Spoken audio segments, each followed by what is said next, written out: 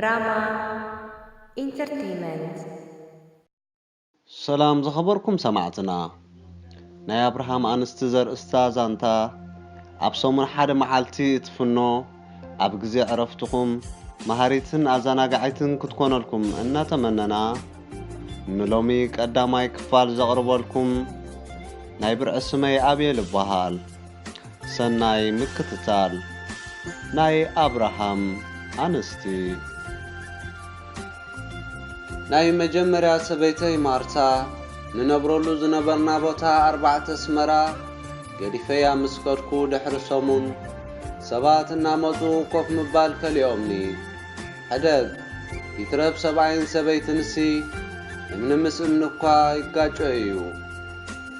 كلوني كلو عزي تباساچي امو من مسئمني يقاچو ايو إلي ناتقاچو خوخ نبر ايدلن በቃ አይደለም እብለኩም አለሁ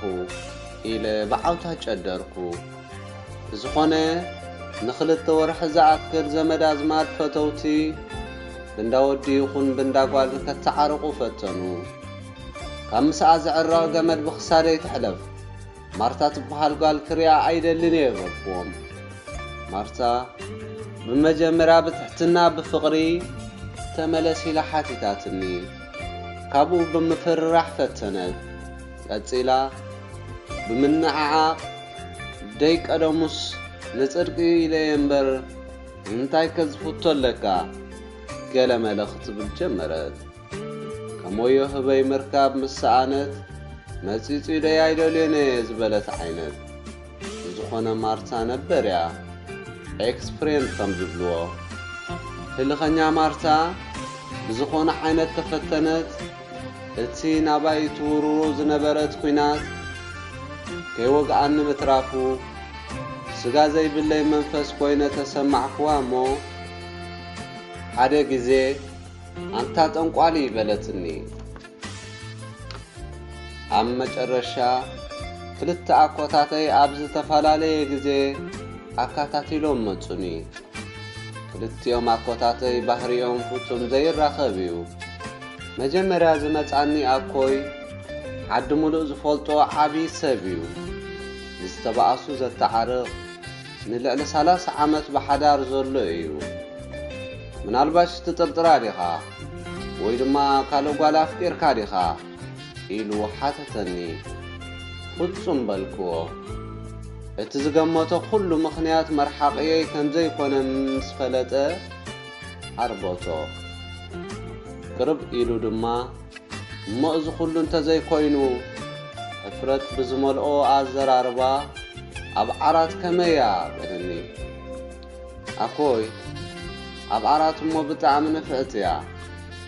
ዓራት ከየንፀፈት ፍጹም ካብ ገዛ ኣይትወፅን ከማን ክገርመካ ዕዳጋ ተኸድና ናይ ዓራት ንብረት ከይገዝአት ኣይትምለስን እያ በልክዎ ኣኮይ كعكا عيلو بمسحاق بلبل قدفو إيلو قليف النواتي رقص أنياي نمارتا خزارة ربان أبقى قطو خمس خيل استبأس السب كي تعارغي فصوم دكاس كمسألو زي كيل عزيو تعيش سابيو اتخال آيا كوي لحرسهمون مزعني إذا أكوي شوعات أنستي تمرعيو كلتا بموت 4 بفتح بتحانت دما كالئ ود فتيا غديفاتو بمخاد بينو زنبر زلو ايو እዚ ሁሉ ተመርዒዩ ፈትሑ ከሎ ከይሓፈረ ከምዚሉ ይመክር ተተኻኢሉኩም በይንኩም ንበሩ ይብል ሐዋርያ ጳውሎስ አደይ ከምዚ ኢሉ ክመክር ከሎ ብሕርቃን ሰይጣን ከምስል መጽሐፍ ቅዱስ ሲጠቅስ ትብሎ እሱ ግን እንተስ ነደይ ከሐርቕ ወይ ካብ ልቡ ኣሰረይ ዝኽተል ንስኻ ኢኻ ይብለኒ ነበረ እንዚ ክብል ከሎ ኣደይ ብሕርቃን ነብሳ ፈጥፈጥ ይብል እዚ ከምዚ ዓይነት ኣኮይ እዩ እምበኣር ክመኽረኒ መጺኡ ኢታ እንታይ ራስ ሰምዕ ዘለኹ በለኒ ሰበይትኻ ፈቲሕካያ ኢሎምኻ ናይ ኣኮይ ምምፃ ኣዝዩ ገረመኒ ምክንያቱ ከም ኣኮይ ገይሩ ሓዳር ዝጸልእ ሰብ ገጢምና ኣይፈልጥን ነዚ ድማ ናተይ ናይ ማርታን ፍታሕ ሰሚዑ ከተዓረቕ ምምፅኡ ዝገረመኒ ኣኮይ ንስኻ ድማ ከምቶም ተዓረቑ እናበሉ ተኸኽ ዘበሉኒ ተኸኽ ከይተብለኒ ይኣኽለኒ መሪሩኒ ይበልክዎ ኣይ ኣነ እኳ ዝመጻእኹ ገዛ ገዲፍላ ጥራሕ ኢሉ ወፂኡ ስለ ዝሰማዕኹ ኣዝያ ሓሪቐ እዚ ናይ ወፃኢ ፊልሚ እናረኣኹም እኮ ተበላሽኹም ኣቑሑት ገዛ ንብረት ንሰበይቲ ገዲፉ ክዳኑ ጥራይ ሒዙ ዝወፅእ ጻዕዳ ሰብኣይ ጥራዩ ኣብ ዓድና ንብረትካ ገዲፍካ መውፃእ ጸላለ እዩ ሕደግ ይትረፍ ቴሌቪዥን ዓራት ኣርማድዮ ሳሎን በዓል ማንካ ድስቲ ወጉ ሰማይ በጽሑ ፈጺምካ ኣይትረኽቦን ኢኻ ሰበይቲ ብሰበይቲ ትትካ ንብረት ገዛ ግን ኣዝዩ ክቡር እዩ ይትረፍ ሰብኣይን ሰበይትን ተፈላለዮም ብሓደ ዝነበሩ ህዝቢ ኸማን ክፈላለዩ ከለዉ ድስቲ ማንካ ከይተረፈ ሒዞም ክኸዱ ርኢና ኢና ስለዚ ኪድ ተመለሳ ዝብጽሓካ ንብረት ሒዝካ ምጻእ ምግጋይ እኳ ካብ መጀመርያ ኢኻ ተጋጊኻ ክትመርዖ ኣይነበረካን ንቐዳማይ ስሕተት ካልኣይ ስሕተት ኣይትወስኸሉ ናይ ምንታይ ጥራይ ኢድካ ክዳንካ ሒዝካ ምውፃእ ካብ መጀመርያ ፈቲኻያ ትኸውን ኢለ እምበር መልኣኻ ፍጹም ኣይተበርሃንን ነይሩ ጓልሲ ነብሳ ምጥንጥን ተበለይ እምበር ኣብታ ጸባብ ገዛኻ ሓርማ ዘእቲኻ ከመይልካ ትነብር እንቋዕ ፈታሕካያ ኢሉ መኸረኒ ኣደይ ዝምስ ሰምዐት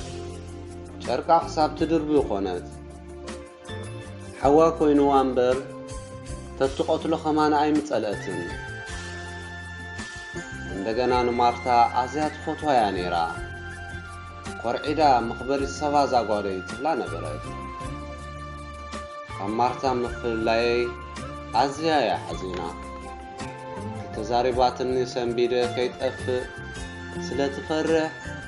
ምንም ኣይትብለንን እያ ነይራ ግና ሓዘና ብዓይና ርእዮ ብርእዮ እዩ ነይሩ በቃ ናተይ ናይ ማርታን ምዕራፍ ተወዲኡ ኣብ 6 ወርሒ ብቤት ፍሪ ተፋቲሕና ማርታ ብጣዕሚ እያ ሓዚና ኣነ ግን ናጽነተይ ዝረኸብኩ ኮይኑ ተሰማዓኒ ኣብ ብዙሕ ሓዳራት ቃል ኪዳን ሒዝዎም ደኣ እምበር ብዙሓት ዝሰልቸዎም ኣለዉ ዝኸበርኩም ሰማዕትና